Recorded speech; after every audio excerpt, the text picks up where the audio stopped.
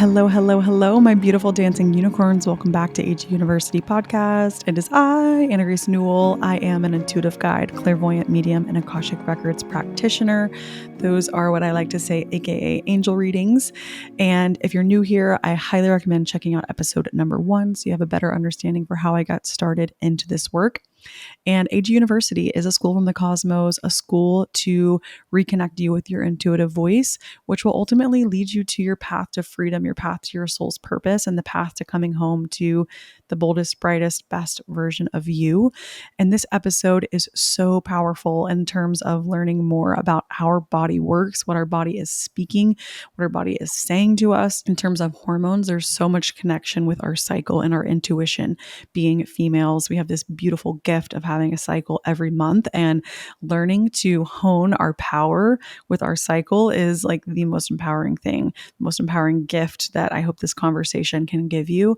Also, just so many takeaways. I have my girl Kate Morton on, and a little bit about her. She's a registered dietitian. She hosts a podcast that's the Period Chats. She's basically just a hormone obsessed girly, which I love because I could talk to her all day. I went on her podcast as well.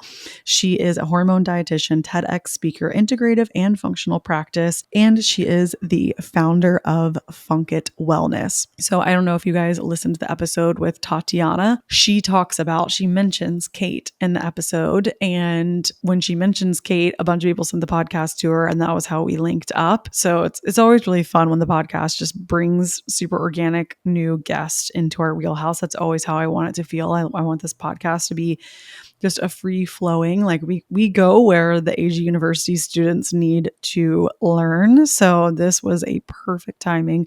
I learned so much. Please take notes, share this with a friend, anyone who has struggled with hormones, autoimmune, Hashimoto's. We go over food, celiac, allergy testing, everything you could possibly imagine, best ways to be in tune with your cycle, manage your cycle, period panties, you name it, we cover it. So I'm really excited for you guys to listen to this episode. And thank you so much, Kate, for coming on. Wait, you guys, before we get into the episode, I had a huge announcement that had to go out immediately because if you haven't seen our official, very first branded AG University collaboration with Blender Bombs has gone live for the month of February. We are doing a Valentine's Love AGU Love Bomb. You're getting love bombed, and I just think it is so cute, so fun. The packaging has our logos, AG University, and my face is on the back, and it feels like such a huge accomplishment. And in order to really celebrate, I'm giving away a free Akashic Records reading. I told you guys I try to do that every 3 to 6 months. And so right now, the giveaway rules are if you buy a love bomb, you will be entered to win a free 60-minute Akashic Records reading with me. And as you guys know, my wait list and my books have been completely booked. So I'm opening a spot for one special dancing unicorn right now. And also, you got to follow the AG University podcast page. And we also put a giveaway post on the AGU podcast page. That way you can interact with it and be like, done, or I bought mine, or whatever. I'm doing this mostly because there are other Blender Bombs shoppers who may not know who AG University are, who may not be interested in Akashic Records reading. So we figured we would put the post there. And that way, if you purchase something, you could send some love on the post and just let us know, like basically, hey, search my name or look for me, or I completed the tasks at hand. And the Blender Bombs team will be tracking all sales. So we're going to cross-reference the sales page from the AGU Love Bomb and the Instagram, and we're going to pick us a winner. And I cannot wait to read your Akashic Records, and we're going to connect with your soul's purpose, and it's going to be so much fun. And not to mention this Love Bomb. I mean, I've been a Blender Bomb user for years. They're immaculate. I love the company. It's female founded. Helen has come on this podcast. She is amazing. And the main reason that Blender Bombs really is speaking to me in this time of my life is because I have been on this sugar-free journey, which I'm going to really teach you guys more about. But Blender Bombs are here to balance your blood sugar, which really I have learned is the foundation of everything. It is so important. And I did not know this. Actually, how much my headaches, mood swings, random snack cravings, random cravings in general, completely gone when your blood sugar is in a happy, healthy, balanced state, and when your body has everything that it needs. And blender bombs have literally everything that you need in them: 12 essential amino acids, fatty acids, everything that your body needs in terms of vitamins, minerals, superfoods. And the aphrodisiac bomb actually has maca root powder and a few other herbal remedies that bring your hormones into balance and also help ignite our fire, our passion, right? In Chinese medicine, there's this fire inside of us. And yes, that can be our sexual energy, but that can also be our energy to create and create magic in the world. So this is like the most perfect AG University collaboration ever. Check me out on stories on Instagram to learn more about our love potion smoothie that we made. It is so delicious. Oh my gosh, I'm just so excited for this. So win a reading. I can't wait to read your Akashic Records. Let's go buy you some love bombs. And if you purchase, like, say you get like a love bomb and then you get like maybe some other items like a blender bomb bar or some goji coconut acai flavors, every single item counts as multiple entries. And this is a limited edition, by the way. It's only for the month of February. So the odds are in your favor. We have a small batch of these love bombs. Okay. That's everything. Woo! I love you guys. Here we go. Welcome back to AG University Podcast. It is I, your professor, speaking at Anna Grace Newell on all platforms, always and forever. And today we have a very special guest on the show who's going to tell us everything that we need to know about our hormones, our health. This information is coming at a crucial time for me, and I know there's going to be something amazing for all of you guys to take away. So without further ado, welcome Kate Morton to the show. Take it away, Kate. Tell us all about you. Thank you so much for having me. You know, I'm like a huge fan of your podcast in general, and we just recorded on mine yesterday, which was such a treat. So, my name is Kate. I'm a registered dietitian. I've got a master's degree in human clinical nutrition, and I'm the founder of Funk It Wellness. I have my own private practice, and I'm obsessed with hormones because I had really bad periods and horribly imbalanced hormones for pretty much my whole life. And then when I figured out how to balance them naturally myself, I just kind of fell in love and wanted to share it with everyone else. So I'm so excited to dive in to every hormone question today. And really, I just want you guys to leave knowing exactly what's going on in your body, how to, be in sync and in flow with your body and feel really in touch because I felt out of touch with my cycle pretty much my entire life. It is so crazy that we do not learn about our cycles until, I mean, for me, until I was 27 or 28. What? What? We've been having periods every month for years and we just knew nothing. No one told us anything. Isn't that crazy? Really infuriating. It's so wild. Like, I just like can't even. I mean, same for me. Like, I didn't start learning about this till I was like 24, 25 when I got off of birth control and I was just trying not to get pregnant. So I was like, okay, I got to like figure this out. And then I had horrible acne, horrible periods, super irregular.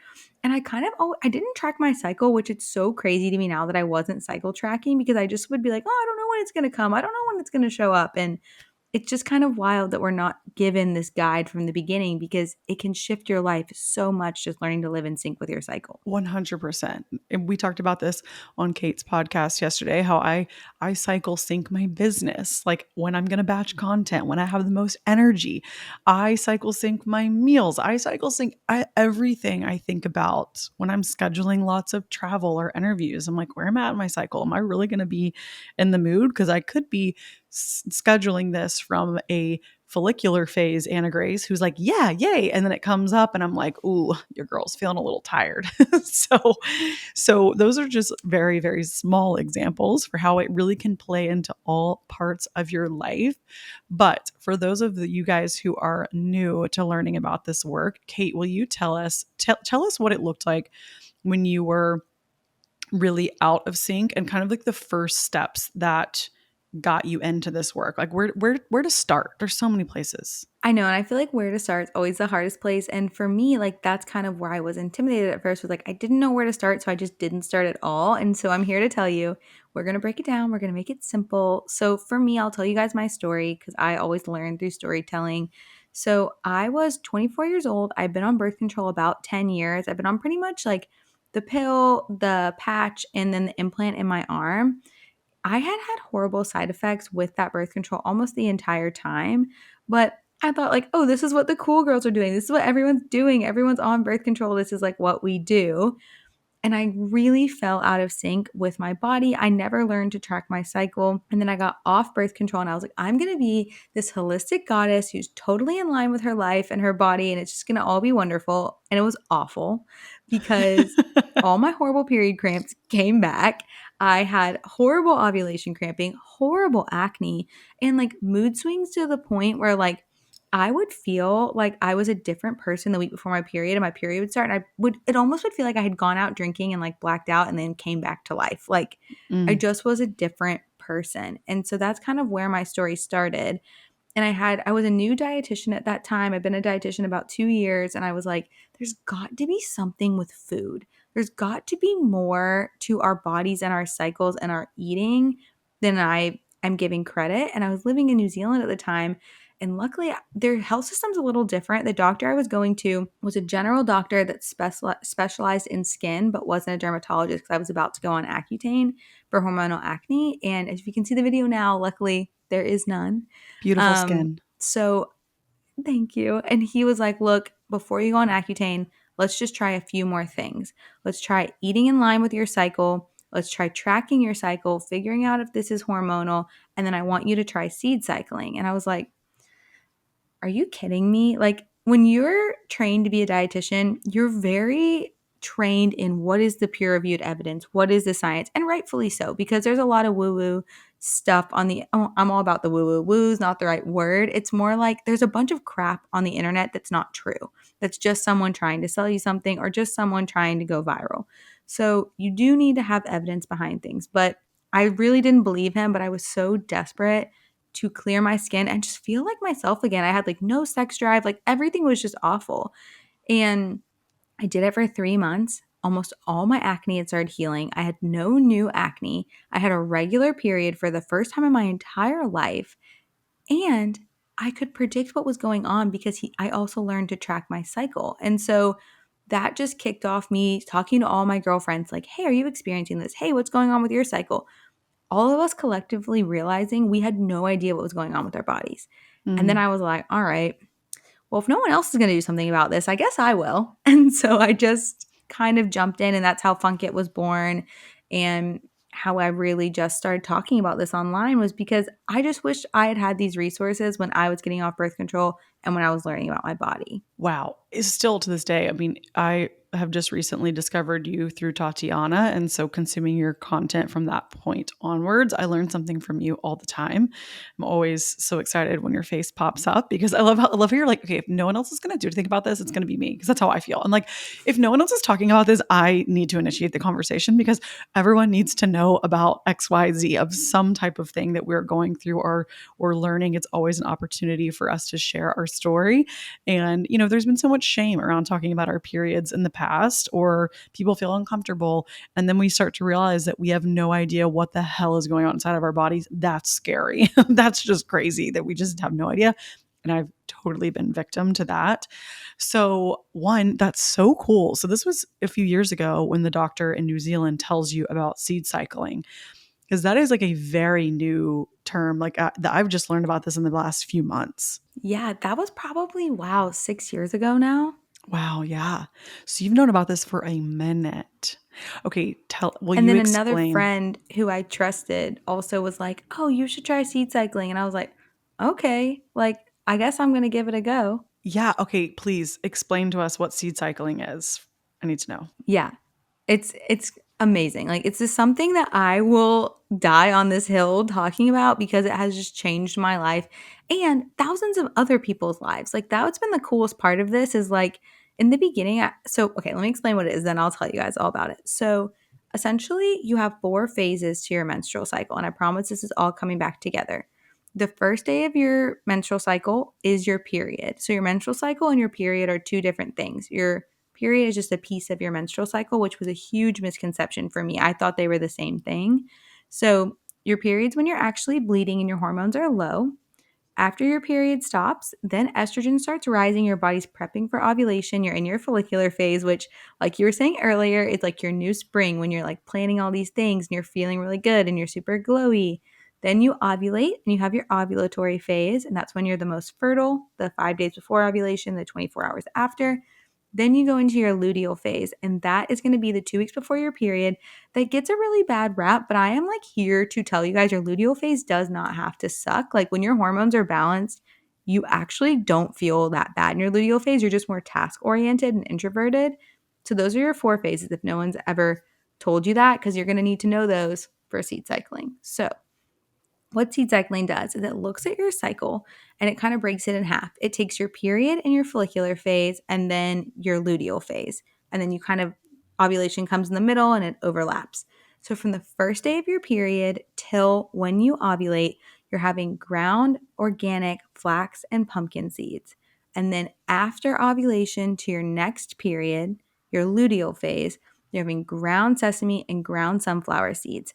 And so you're having 1 tablespoon of each seed each day, depending on what phase you're on. And so what that does is the seed is actually the placenta of the plant. This is like the most mind-blowing analogy for me, is that a seed has everything a plant needs to grow. So it is packed with so much nutrition. So when we're talking about syncing our nutrition with our menstrual cycles, it's pretty incredible because estrogen needs something different than progesterone. So, in the first half of our cycle, we're nourishing estrogen with those flax and pumpkin seeds. The second half of our cycle, we're nourishing progesterone with those sesame and sunflower seeds.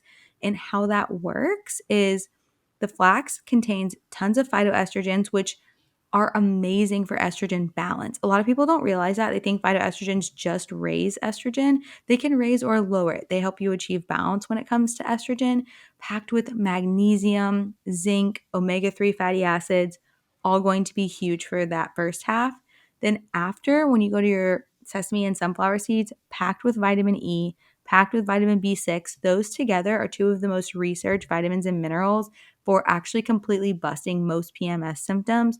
Again, we've got zinc and omega-3 fatty acids, but then we've also got selenium to support the thyroid. So it's just pretty incredible that eating those 4 seeds in sync with your cycle provides you with all of that extra nutrition, not to mention prebiotic gut fiber or prebiotic fiber for your gut, because our gut and our hormones are so interconnected.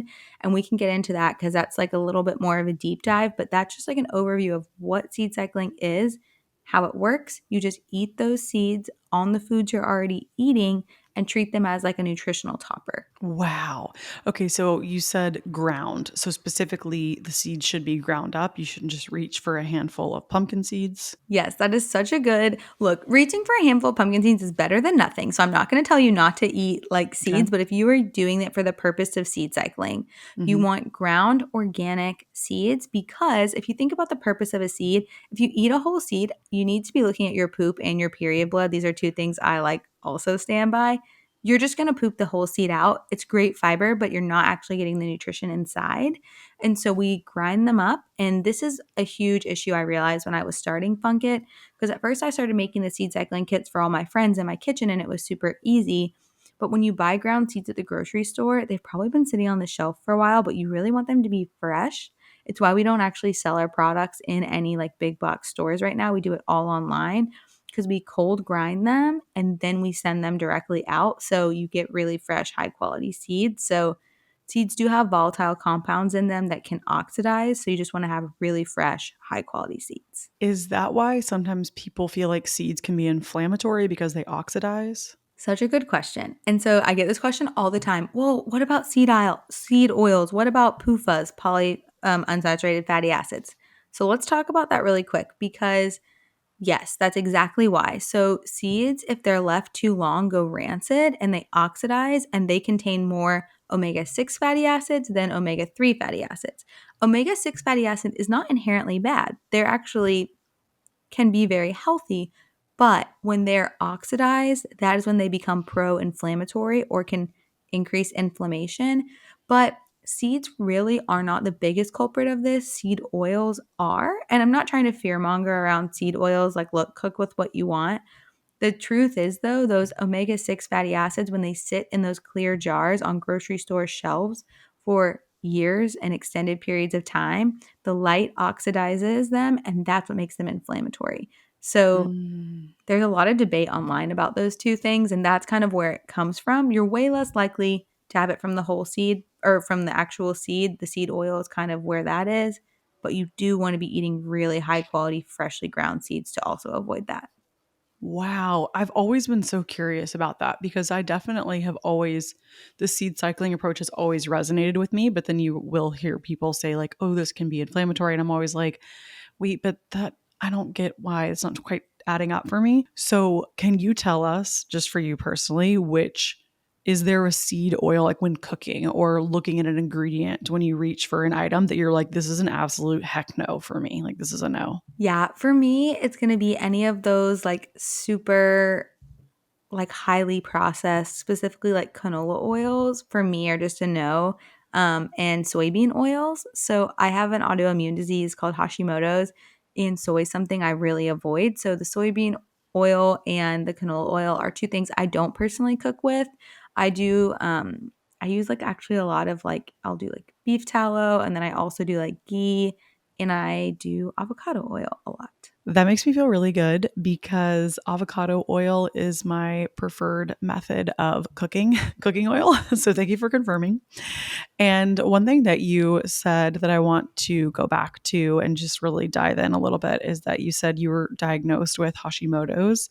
And I recently have had some autoimmune issues pop up, and so many women in the AG University community have written me saying they have Hashimoto's or, an autoimmune that's been connected to hormones. And it's crazy how many people have been affected by this. So, for anybody listening who's had any struggle with, autoimmune or hormones, Kate, will you just tell us, what the connection is there and what that looked like for you? Yeah. So honestly, I think the thing that is so misunderstood is just, and even by me, like after going through all the schooling to be a dietitian, was just how truly interconnected the entire body is. And I got diagnosed with Hashimoto's and celiac last year, which the celiac piece makes a lot of sense. I have had like tummy issues my entire life and always just written it off to like, I feel like it's so normalized. Like, even that like quote that's like hot girls have stomach problems and stuff like that. I just think it's really normalized. But actually, if your stomach hurts all the time, it could be something that's wrong. So you should get that looked at because I was ignoring it like my whole life. So for me, it was crazy because mine all happened overnight. It was just like I couldn't believe the difference. So everything was in balance, everything was great. Last year I had a honestly awful year. Like just so much stress in my life, so many things outside of my control. My husband got in like a really bad accident. It was just like all of these things. And then I woke up and my face was so puffy and swollen. It would not go down. My hair was falling out. I was bloated constantly. And then on top of that, I just had no energy. I feel like I couldn't get out of bed. And I was like, I just know in my bones that something is wrong. And I had to go to 4 different doctors before I was like, I think I have Hashimoto's. I think I have a thyroid autoimmune disease. I think something's wrong. Nope. One of the doctors told me I'm about to turn 30, guys. So my 30th birthday is in April. He was like, you're just aging and that's your face changing, is like literally what I was told. And it's actually No. not true. Right?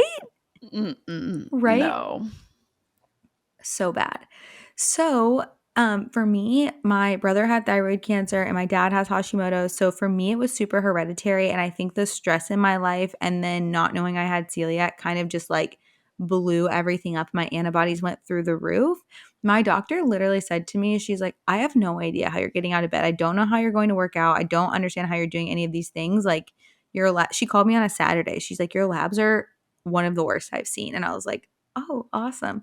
So this is like, and I like, honestly, it was really hard for me to share this with people at first because I felt so like silly for gaslighting myself, like for teaching other people how to advocate for themselves and then gaslighting myself around my health. So I'm here to just remind you that like if it doesn't feel right, like trust your gut, trust your intuition, go like believe yourself, because even if a doctor doesn't believe you, like that doctor didn't believe me, I actually emailed his office and was like, just so you know, I have 2 different autoimmune diseases and it wasn't just aging. So you You should said, probably look at your patients more closely.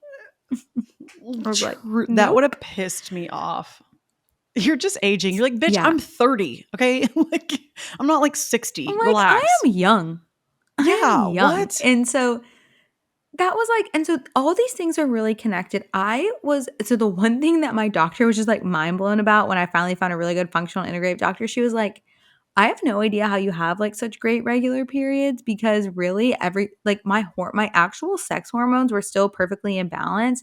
My thyroid hormones were just out of control and then my gut inflammation was out of control. So for me personally, like finding out I had celiac too, I went on obviously strict no gluten diet. I also tested really reactive to soy, which is interesting because when I would eat soy, my hands would swell, and so now it's like all these things kind of made sense. So for me, like diet and lifestyle changes, I cut out soy and I cut out gluten. I still eat dairy. For me personally, it doesn't seem to bother me. And I'm just I'm rolling with it because I don't want to be on a really restrictive diet. And then I did go on a thyroid medication that I'm hoping not to be on for forever. It's just like a for now thing. But even if it is forever, I feel so much better. I'm honestly fine with it. And then from a lifestyle perspective, this is where I made the most changes. I did not realize how addicted to running on cortisol and stress I was. I Mm. mean, running two different businesses, and you got everyone listening to this gets it. We're all busy. Like we're all doing stuff. I have changed so much around that. Like, I have really strict boundaries with the hours that I work now. I listen to my gut and I'm not people pleasing. I say no to things I don't want to do. I meditate every morning. I do my sunrise walks. So, actually, for me, a lot of the changes I made came in the lifestyle category. And I feel so much more aligned and so much more balanced and just happy, like, just Mm. truly happy. And thyroid conditions can also that your thyroid hormones can cross the blood-brain barrier, and that's why depression is a really big symptom of having Hashimoto's or any kind of thyroid issues, anxiety and depression, because it really does interfere with the way you see the world. And so I'm here to tell you if you think something's up, like push. I also like had like so much water retention and swelling. Like I think I had over like 8 pounds of fluid that I was holding on to. So like when Damn. I started, like after a week it was all gone. I looked like a different person. It was crazy. And that was, you think, just mostly cutting out gluten was the instant water retention For loss, me, it or? was yeah, cutting out the gluten and the soy and like my water retention completely went away. I really do feel like there is so much power in changing the diet and lifestyle, like especially the food that we're putting in our body, because there is some type of trigger that's triggering something in the autoimmune. That's been my experience as well. I'm still a little early into, figuring out exactly what's going on, but it was the same thing. Like I was just totally like, wait, where did this come from? What the heck? I felt fine. And my doctor's like, ooh, something is not right here. But I think that it's an opportunity for us to explore this new path and really be committed to loving ourselves through diet, through nourishing our bodies. And then on the other side, we're like, wow, I did not even know I could feel this good. There's so much hope. And even the story that you shared, it's like, poor thing, you didn't even know you had celiac. Like, bless your heart. You're just living, in That's been the pain. most wild thing. And like realizing these things take time. So, like when we're talking about healing autoimmune, we're talking about thyroid, we're talking about, hormone imbalances. As much as I'd love to sit here and tell you, all you need to do is seed cycle and you're going to feel better in 2 days. That's not the case. Like it takes a minimum of 3 months a lot of times to start seeing these changes, especially with seed cycling. And then for me, like my gastroenterologist was super real with me. He's like, I mean, you've been eating gluten for 29 years and you have celiac. And so it's going to take more than 5 weeks to heal your gut. He was like, you need to expect it to take about 2 years to fully heal. And so I think also being realistic about how much time we're giving ourselves to heal is really important. Absolutely. Time heals all. It does. It really does. But I think it's amazing that we have these tools. I also opted to go see a functional medicine doctor. I had the same experience where the doctor's like, can't be this, can't be that, can't be blah, blah, blah, blah. And I was, my intuitive side told me it was my liver. I went to the doctor and the doctor ran my liver and was like, oh no, you are correct. The liver is where, if I had gotten on the medication they wanted me to take, my body actually would have completely shut down. So I'm really lucky that I listened to my intuition and kept pushing. I kept being like, listen, I'm going to go keep going to new doctors until somebody listens to what I have to say. And I don't care if you think I'm cuckoo bananas, but you got to just keep going. And, like you said, if someone tells you something, you are allowed to check in with yourself and say, I do not accept that, because they don't know. Everybody is so unique and we are so individualized. And you just keep marching and you keep finding somebody that will really sit with you and give you an answer that you feel resonates as a true yes in your body. How you're saying, you're like, okay, listen, asshole, I'm not just aging. There's something going on, and I'm going to, take this route, this path to ultimate self healing. So, thank you for sharing your journey. And I'm like, your skin is beautiful. Your hair looks great. No acne. I'm like, obviously the seed cycling is working. So even if someone isn't struggling with their hormones, it's beneficial for everybody to, be in alignment and pay attention and nurture our hormones, because they really are connected to everything. They truly are. It's just like the biggest eye opener of like, we've not been taught about our cycles. And look, I'm going to get a little like on this, but I really feel like sometimes like, was it intentional? I wasn't taught about this because wasn't going to know how powerful I am. Because when you really start to learn about your cycle, you really realize how powerful your body is. It's freaking incredible. Girl, you can get a little on this podcast, because I do believe that. I think there's a lot I of believe that. misinformation. There's a lot of false information in our education system. Women are powerful. I think we talked about this on your podcast, and I'll say it on this podcast, how, back in ancient times when women were on their period, they would praise them, they would worship them, they would put them in caves and they would gather together, because we're so intuitive when we're on our period. There's a lot of power. And same with blood. Blood is a very, very powerful part of a ritual. There is a lot, and this dates back from the time the earth was created. There is a lot of power there. And, what way to keep people disempowered is to not tell them, right? Like, who knows why or when that started. But I do think that women are waking up and taking ownership of their body and saying, wait a minute, the answer to every single thing is not birth control. And if you're on birth control on this podcast and it's serving you, that's great. I'm not saying I had an IUD and that was my journey and whatever.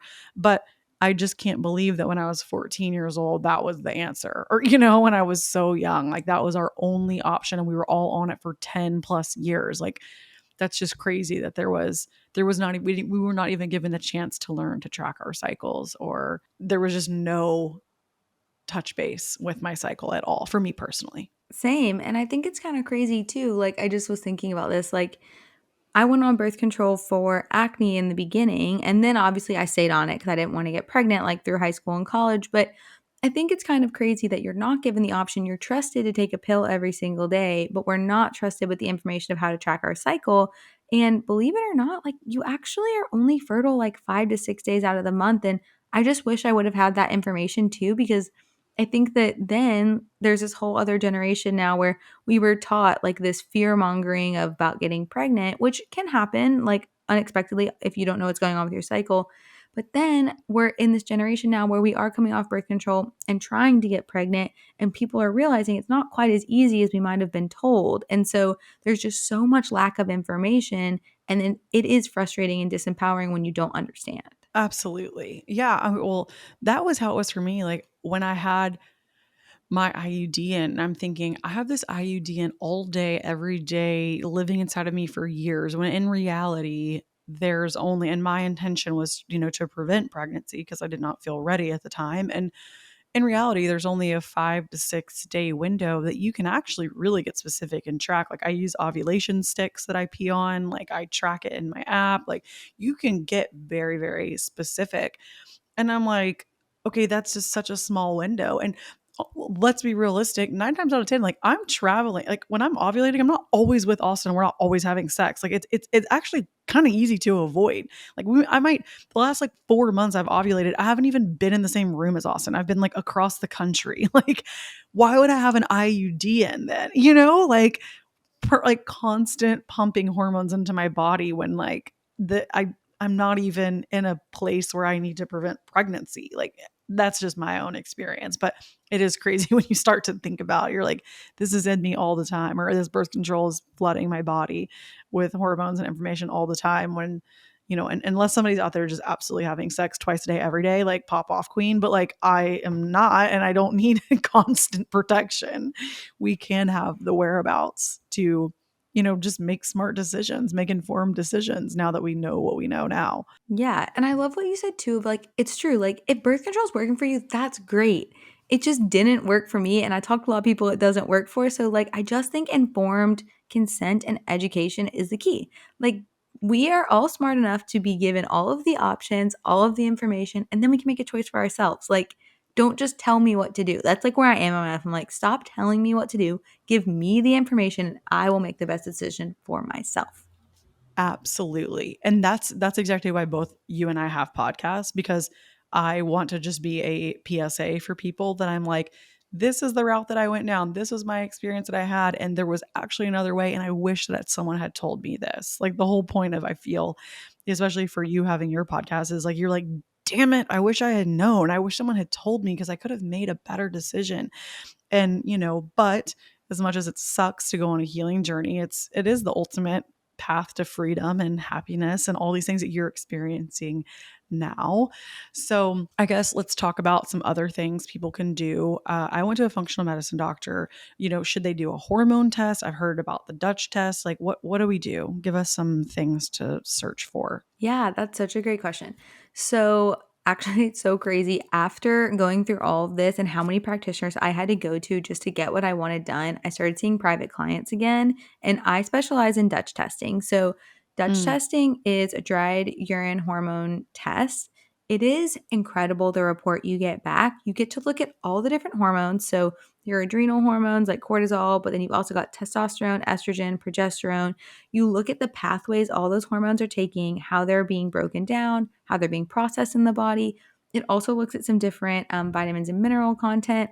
And then we can really, really have a good path forward. So if you're experiencing hormone imbalance symptoms like long, heavy periods, irregular cycles, irregular ovulation, hormonal acne, a lot of period pain, migraines around your cycle, anything like that, I definitely like love Dutch testing for really digging in and learning there. I'm a dietitian and I do it. There's functional practitioners that do it.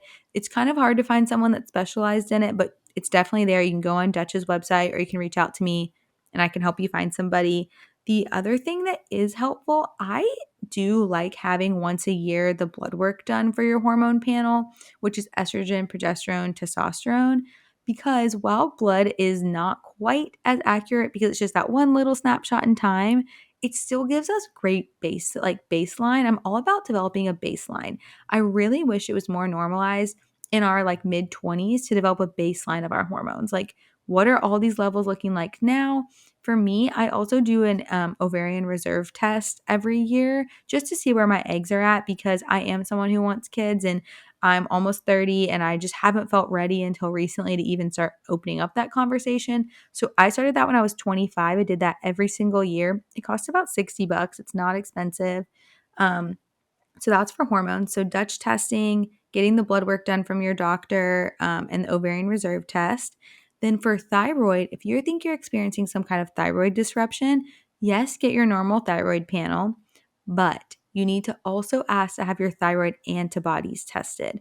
This is the biggest thing I see as like a mistake when it comes to lab testing is you get your thyroid panel back and your numbers are either like right out of range or they're right at the high end of normal or low end of normal, so nothing happens. My TSH was at like a 5, which is still high, like above 4 is high, but it's not like astronomical. My thyroid antibodies were over 500. They should have been below 30. So mm. that's what really made my doctor like get on top of it and like get it taken care of because the antibodies are causing further damage. So, and it also shows you if you're having an autoimmune reaction or if something else is going on. So that's labs I recommend there. Other things that I think are really great to keep a baseline of when you're cycle tracking, keep notes on how you're feeling too, like throughout the month, because you can start to develop patterns. And then when you go talk to your practitioner, you can get that lab testing done. And then you have your patterns of how you've been feeling. And it's like a very closed circle, all the information. with hormone testing, you only want to do the Dutch test or the blood work on days 19 to 22 of your cycle. It is a Mm. very like snapshot window of when you get those hormones tested. So if you go get your hormones tested when you're on your period, they're going to tell you you're in menopause because you don't have a lot of No. hormones going on. So Mhm. be careful out there. Wow. That was the most informative response I could have asked for, because I feel that I've been going through a lot of testing and people always ask me like, "Hey, what type of food allergy test did you? What type of this did you do?" And I'm always like, "Oh gosh, I don't know if I feel qualified to speak to this." So I really appreciate you shining some light there. And I would love to hear your thoughts on the food allergy testing, because that's another one that I had to twist my doctor's arm on listening to me, because I found out I was allergic to coffee beans. I think I told you that. Yeah, And you did. gluten and coffee beans. And I was in a place where I could completely like I was feeling really weird about coffee. Let me just say that. Like I thought it was the caffeines, then I started drinking decaf, and then I come to find out it was the coffee beans. I was like, shoot, I was still just yeeting coffee beans to my face. But anyways, all that being said, so that really resonated with me when I got that information from a food allergy test as a trigger, as something that was causing inflammation in my body. But my doctor, when she told me, she was like, there are a lot of people that could say that this is kind of hoopla. And I was like, no, I mean, this resonates as truth to me. So I believe, those feelings that I was having. But I'm curious, what type of food testing you did and, what your thoughts are. Yeah, so there's lots of different types of testing. And I'm gonna be real when it comes to like the one where you like prick your finger and you like do the blood Mm, testing. I think there's a way to approach this. You If you have foods you know intuitively are bothering you, look for guidance there. I don't always find those are the most accurate versions of tests because sometimes it can just be something you're consuming a lot can show up. So where I like to use that test is like, does it come up on the test and are you like, how are you feeling about this food? It's really interesting. The more I get into seeing my clients, it is so much of tuning in and asking, okay, here's what the data says. Can you really tune in and tell me how you're feeling about it? So you can do those tests. Going to an allergist, you're going to get the best, most accurate. They have such high quality abilities to test. So going to an allergist, for me, I actually found out about gluten through a stool test. And so it's called a GI map test. And my gluten reactivity, it looks at like everything. It's the coolest test ever. It's another test I do with my clients all the time. Looks at pretty much like every bug or like gut bacteria that's in your gut, what you're reacting to. It's very informative. My gluten was so high that my dietitian I was seeing for myself was like, honestly, I can't even treat you because you need to go get an intestinal biopsy by your gastroenterologist. So that's how I got diagnosed with celiac. But from then the soy, I did do like the different allergy testing, and that's how with an allergist, and that's how I found out about that. So that's like a long-winded answer of hmm when it comes to diagnosing food allergies, the science isn't there in all of the different ways. So like those ones you can do at home, they're not necessarily super supported by science, but I found out I couldn't have ginger and I found it out through that food intolerance test.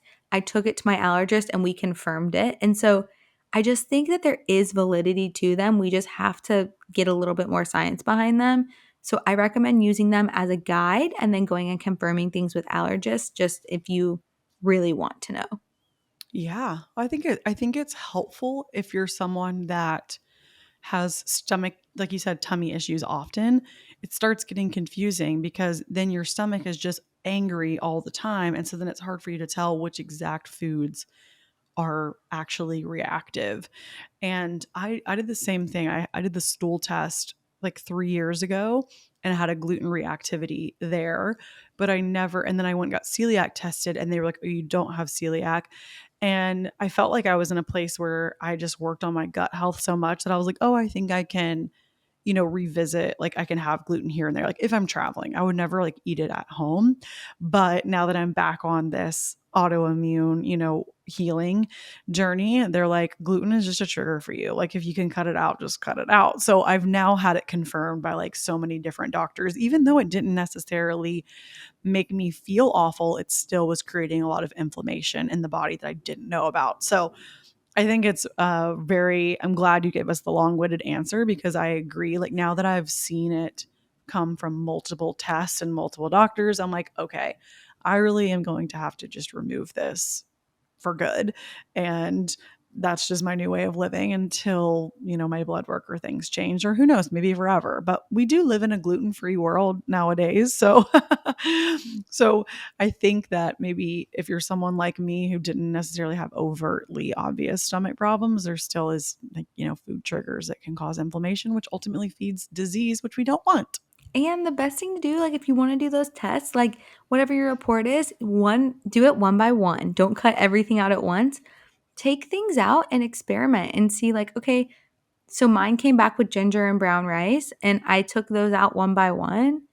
And I had some migraines at the time and they went away. So I'm like, okay, I actually do think there was something to this. So it's really all about experimenting, because really you do, like your body will tell you, it will. Mm-hmm. It will. That's what I'm doing, in this like liver detox phase. And then once I get off, I basically kind of remove everything from my diet, and then I slowly integrate things back in. They say like eggs will be the first thing that I'm introduced back in, because my doctor said that 80% of people are allergic to eggs and they don't even know it. I was like, wow, that's crazy. So they're like, we want to make sure. And they're like, after going, 30 days without any toxins in the body, or as much as I can, reduce. They're like, once you introduce things in one by one, it's really easy to get a clear answer. And anybody can do that. Like these elimination diets, if you don't want to pay to go see an allergist, it's all super helpful. All that being said, I know you specialize in hormones, but I really think these triggers fuck with our hormones way more than I ever realized. That's what I've learned in the last few months. Yes. It's like crazy. Like it all is just so interconnected. Your gut health is so connected to your hormone health. Your endocrine system, so your thyroid is like the top dog. It runs all the way down. It's just all connected. And your stress, your mental health is connected to your hormone health. Like de-stressing is one of the first things I work on with clients, is like getting them in the sunlight first thing in the morning and implementing a meditation practice, which has nothing to do with nutrition seemingly, but it has everything to do with how you're absorbing your food. It really does. It really does. I mean, it goes back to your nervous system being in the state of rest and digest. You can actually digest when you sit down in a meal. I always tell people, even if you just sit down and take 3 big deep breaths and drop your shoulders and relax your muscles before you eat, that could change your life. Because sometimes It we're going, can. yeah, we're going so much, and then we're like, I'm going to eat this meal so fast, and we're like not even chewing, and then our stomach's upset and we're like, what? And really just doing a few simple breathing techniques. It doesn't have to be a long meditation. Just so, we can make it simple. It can be like some very easy, tangible things. And I'm sure you teach this stuff with your clients too. But it's crazy how much paying attention to our energy body. I mean, this is how I believe. I know you are more science backed. I will bring the woo because that's what I do. But um, I love our the woo though. I uh, love it. yeah, our energy body is what kind of exists first, and so our energy body manifests into our physical body. So when we're doing those things, like you said, meditating, taking deep breaths, doing all things, that's helping to heal our energy body, which will then help heal and manifest into our physical body. There's a direct correlation. I will say this all the time: mind, body, spirit, they work together. It's a team. So if you can, touch on all 3 points of healing, like, absolutely. I think testing is amazing, but like you said, you got to go back to checking in with you, checking in with your energy, checking in with your stress. It's a three-pronged approach. And you can't look at one and not the other. Amen to that. That's like the truth. Like you have to look at it all together. And that's the thing too, like we were talking about seed cycling earlier. Like I think one component of seed cycling that's so underrated is just the fact that every single day you're checking in with your cycle and you're doing something good for your body. So like while there is so many scientific benefits to it, I think it has this beautiful spiritual connection back to your menstrual cycle, which really like there's so much to be said for that we can't quantify. And just how like we're so connected to the moon. Like if you have an irregular cycle, we tell people to seed cycle with the moon, and it's amazing when their cycles come back and get regular after a few months. Like there's so much we can't explain that's so beautiful about all of this. Wow. Okay, tell me that seed cycling with the moon. Please explain. I love that. Yeah, so a lot of people who come to us, their cycles aren't regular. Maybe they have PCOS or whatever for whatever reason. I have always said, and we've been doing it for years now, I'm like, okay, when you look at the moon cycles, and you and I talked about this on my podcast, when you look Hmm. at the moon cycles, they're very correlated to our menstrual cycles. The new moon is more of a menstrual energy, reflecting, going inside. The full moon is more of an ovulation energy, like coming out, being bright. And so, what we tell people to do is if you have an irregular cycle, so 45 days plus, or you're not confirming ovulation, you can seed cycle with the moon. So, from the new moon until the full moon, you're having your flax and pumpkin blend. And then from the full moon to the new moon, you're having your sesame and sunflower blend. And we have a blog on our website about it too. And you just keep cycling through until your actual ovulation and cycle come back. And that's what I actually did when I got off of birth control because I didn't really have a regular cycle. And after 2.5 months, my cycle was back down from 55 days to 28 days. Wow, I am obsessed. I've never heard of the seed cycling pairing with the moon. And I believe that so fully. I talked about this on Kate's podcast as well, how, the moon is like 14 days on, 14 days off, the waxing and the waning, the full moon, the new moon. It is a direct correlation to the women's cycle. And then the sun, which is a 24-hour turnover, is the men's testosterone cycle. So the sun and the moon is very much so a representation of the male and female reproductive cycle, which is just crazy. It's so cool. Like, and it's just like when you start looking around and you see so much, like when you get in touch with your own cycle, then you start looking at nature and you start looking at all these things and you're like, wow, we're not all so different.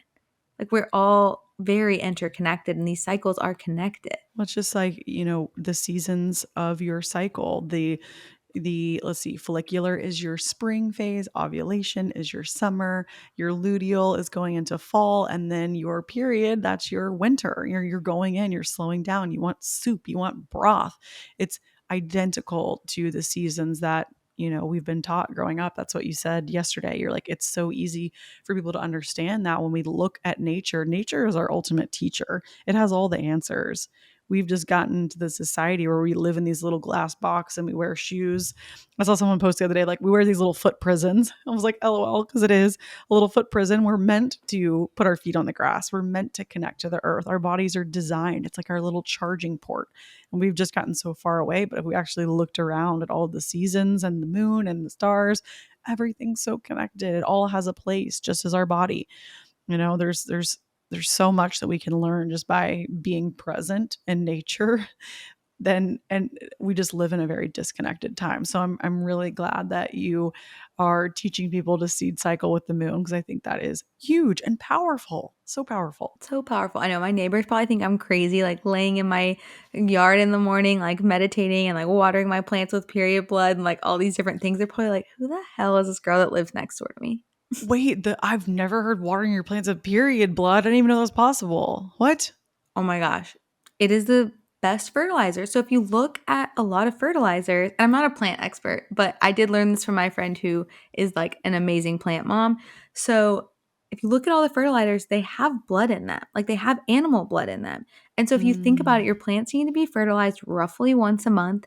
You're bleeding once a month. So I use a menstrual cup and you dump it into a mason jar. So like if you have like a big mason jar, you do like one period blood cup and then 4 parts water on top of that, so you dilute it down, and you need to do it like right when you like use it fresh, and then you just go like put it in your plants. And I had like a video Wow. on YouTube go like viral and people were like, me, this is disgusting, this smells, and it doesn't smell, it's not disgusting, and my plants are freaking thriving. I mean, that's how I was on the phone with my friend Shannon the other day, and we were talking about how a lot of tampons have toxic chemicals. And she's like, this, she was like in an uproar about it. She's like, why my whole life are we putting these scented Playtex things up our hoo ha? I was like, I know. And I was telling her, I'm like, well, Exactly. I Preach. use, yeah, preach, queen. I use the period panties, and I haven't posted a lot about on Instagram, but I'm like, I'm obsessed with them. And I told her, I was like, I promise it's not gross. Like you think like, oh, it's gonna be like catching my blood. Like, cause I don't, if you think about it, when you are on your period, your body is trying to release. It is like the ultimate release. And what do? We've been taught to plug it. Why are we plugging when our body is trying to purge? Let it purge. And I know there's some people that might be like, I have a really heavy flow. That's okay. We can work on it. You're in a seed cycle. We're going to get it regular. But period panties are it for me. I love them. It's made my cycles so Yes. much more manageable, easier. Like, I love them. I'm obsessed with them. And yeah, I'm I obsessed need with to. period panties too. What's your favorite brand? Controversial because they had I really like Thinks, and I know that they had that study come out where people said there's PFAS in them. I have tried all the brands. I love Thinks personally. I'm not affiliated with them in any way, but it's like changed my whole view on cycle. And you can soak your period undies in like the mason jar and like squeeze them out and the blood can come out and then you can still water your plants. Wow, you've got all the What brand do you tips. use? I'm using Bam Body. It's supposed to be like some type of Hmm, bamboo is in there, but same thing. I don't know if it's the most like certified non-toxic like version out there. I think anything is better than same. putting something up my vagina because I don't want that. Um, I like the idea of like free flow, but they work really well for me. And I know it's not going inside me. So, like you said, the Thinks, I have a pair of Thinks that I like too. And I think this is going to be a market and an industry that continues to evolve. But I'm like, I think period panties are way better than using any type of tampon where it's scented or you don't know what's in the tampon because that can really mess you up. I also think they might be better than menstrual cups. Like, this is just my hot take for like, well, one, I have really long nails and like these are my real nails too. And I don't want to cut them. And like, it's really, you're going to like stab your vagina when you're trying to get the menstrual cup out. So that's why I Yeah. started using period panties. And I swear there's something to like letting it flow, like letting it out. My period's only 3 days now. Well, if you think about it, your period's trying to release, you plug it. Think about it's like your body's trying to contract it out because it wants to release. It's like a baby, you know, the contraction is going to be the cramps are going to be worse because it wants to come out. It wants to bleed. It's like your cramps will significantly release because you're not going against the flow of nature. That's how I believe. I mean, I'm sure there's a lot of science that backs that, but But that it has makes been sense in my brain. shown. Like like when you switch, it like decreases your cramps, but I think so too. And like there's something for releasing, getting it out. And also we need to be looking at our period blood. We need to become more familiar with it. We've been taught to be scared of it and that it's gross. It's not gross. It's a fifth vital sign. It's a checkup. Like so your period is a checkup every single month. You get a little report card of like what's going on with your health. And so looking at our period blood, you want it to be like that bright red color. You want it to be 3 to 5 days of bleeding. You want clots that are less than the size of a dime. You don't want to be in a lot of pain. Like, these are all things that are really important. And sometimes, like, when you're just using other products, you can't get a good grip on what your period actually looks like. I agree 100%. I like that. It's a little report card, just a good time to check in. And I always tell people too that I set intentions before my period. Like I know I'm going to release and I will just like then if I know cuz I track my cycle pretty closely, like I'm coming on my period, I'm like, "You know what? I'm ready to release this." And I just use it as a time to release because why not? It's a monthly reminder for us to let go of something. I'm so good about like I'm not going to carry all this shit and narratives and energy through my life. Like I'm a big like release, cleanse, clear. Like your period release actually can clear the energy of your entire home, your entire family. That's why back in the ancient times, women were worshipped because they were like this goddess energy for clearing and cleansing for the village, you know? So it's like we have that ability to do that for our families and our home. And I know that's, you know, that's definitely more woo and not as science backed, but I just believe it. It's truth for me. No, there is something to that. Like, and I think like the more I get in touch with it, the more I see how strong it is. And like, I don't know. It's just like so much more than we were taught. And so I guess if you hear nothing else on this podcast, it's that your body is really, really powerful and your cycle is something to lean into and get in touch with and learn about. And you also like deserve to take care of your cycle. Like it's okay to invest time and energy into taking care of it because it then is like a downward effect of everything else is being taken care of too. Yes, it's like you're creating that intention of, "Hey body, I'm taking care of you." And then the body starts really working with you and sending you signals and, healing and recovering, and it's just a really beautiful tango when you actually tune in and have awareness. Because there's definitely been a lot of my life that I did not have awareness around my cycle, and it's a really cool place to be because like I feel so just like my senses, I feel so in tune. I can predict everything, and I'm like, wow, that's so empowering. Like I know exactly what's going on. Cool. That's where we want to be. So Kate, thank you so much. This was so insightful. I know everybody here. I hope you guys took notes. There was so much to learn, so much takeaway I personally received. And also, I highly encourage if you guys are struggling, reach out to her on Instagram or connect with her. She offers a lot of this testing. I'm doing a lot of the same testing that you're mentioning right now. So I think it's amazing tools you guys need to have. And Kate, let us know where they can find you. Yeah, so if you want to connect with me personally, Carbs and Kate, so like a piece of bread, a carb, and Kate is my Instagram. That's where if you like click my little link in bio, it's like all the different applications. If you want to work with me, there's a little bit of a wait list right now, but you can get on there and we'll get you all sorted. If you're interested in seed cycling, check out funkitwellness.com and Funkit Wellness on all the different social media accounts. We have so many good free resources, and seed cycling just is such an amazing start for this hormonal journey. So that's where you can find all those amazing things. Kate, thank you so much. I just adore you. I'm so happy to know you. And thank you for this time you spent with us today. Thank you for having me. It's truly been such a treat, and I'm so grateful. I just love you. Mwah. As always, I just wanted to say thank you so much for tuning in. If you feel so called or if it feels aligned, I would love for you to leave me a review here. I always love reading your beautiful thoughts and messages. And also you can find me at Anna Grace Newell on Instagram, TikTok, and YouTube. And I will link all of my courses, AG University course curriculum in the show notes, along with if you're interested in booking an Akashic Records reading with me. My scheduling link goes out in my newsletter. It goes out once a month and it's completely free. I would love to have you there. As always, I'm a proud professor and you get an A+ for making it all the way through the end. Love you.